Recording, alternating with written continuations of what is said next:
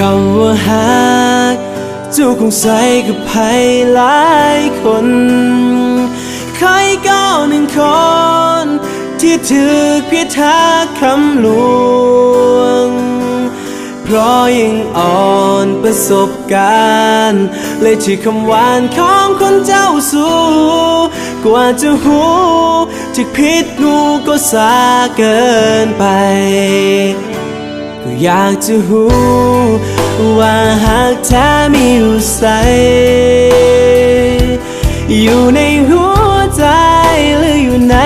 คำปลายลิ้นเจ้าคงกินแต่น้ำตาลความหวานเปรียบปานน้ำผึ้งจนไปถึงจบหลักสูตรเรียนวิสามัญถ้าบ่มีหัวใจก็อย่าให้ความหวังจะหักหรือสั่งแต่ก็ยังมีคำว่าเจ็บกับการที่เจ้าเงียบหายไปแอบไลน์เฟซก็บ่มีแต่เสียงหัวใจดวงนี้ทุกนาทีมีแต่ความคิดทอด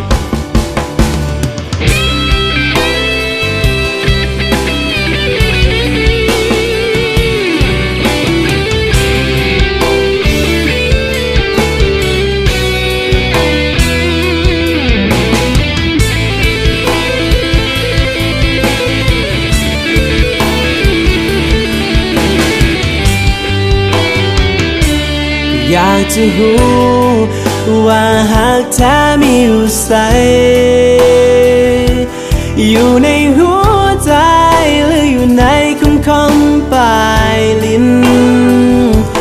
เจ้าคงกินแต่น้ำตาล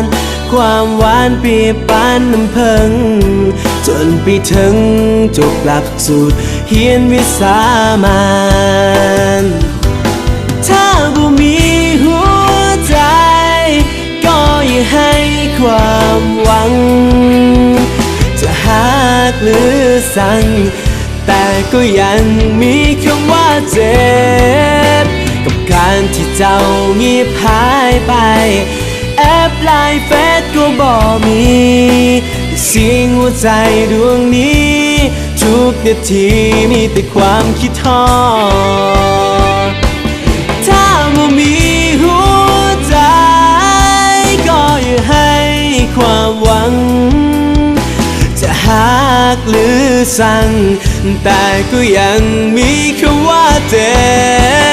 บกับการที่เจ้าเงียบหายไปแอบไลน์เฟซก็บ่มี